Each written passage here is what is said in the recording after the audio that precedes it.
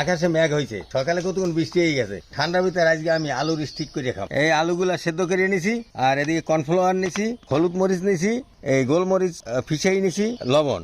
ঠিক আছে কাকা, আমিও সব নিয়ে নিলাম। এখন আলুগুলা ছিলে নেবো। আমিও সিলে নিলাম। কর্নফ্লাওয়ার এবার মাইকে নেবো। মশলা আর কর্নফ্লাওয়ার দিয়ে মাখা শুরু করলাম। খামির করা হয়ে গেছে, এখন বেলিয়ে এলাম। আমারও খামি তৈরি করার ডান, বাট আমার খামিটা কেন জানি ভেঙে যাচ্ছিল। হওয়ার কথা ছিল এরকম, বাট আমারগুলো জানি না কেন ধরতে ভেঙে যাচ্ছিল।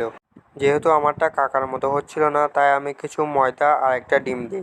এরপরে আবার সব মিক্স করা শুরু করি।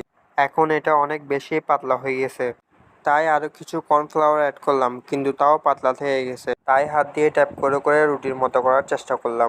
এরপরে 1 ঘন্টার একটু বেশি সময়ের জন্য ফ্রিজে রেখে দিলাম। এত কিছুর পরেও এগুলো অনেক বেশি নরম থেকে যায়, তাই এভাবে হাতে লম্বা লম্বা করে ফ্রাই করতে হচ্ছিল। তৈরি হয়ে গেছে আমার লম্বা বাইট্টা অ্যান্ড তেরা আলুর চপ। ভিডিওতে দেখলাম ক্রিসপি, আর এগুলো হলো ফুতা। আপনারা ভিডিওটাকে লাইক, শেয়ার, সাবস্ক্রাইব করে আমাকে উপরে পাঠিয়ে দেন, আর আমি সস দিয়ে আলুর চপগুলো খাই। বিসমিল্লাহ।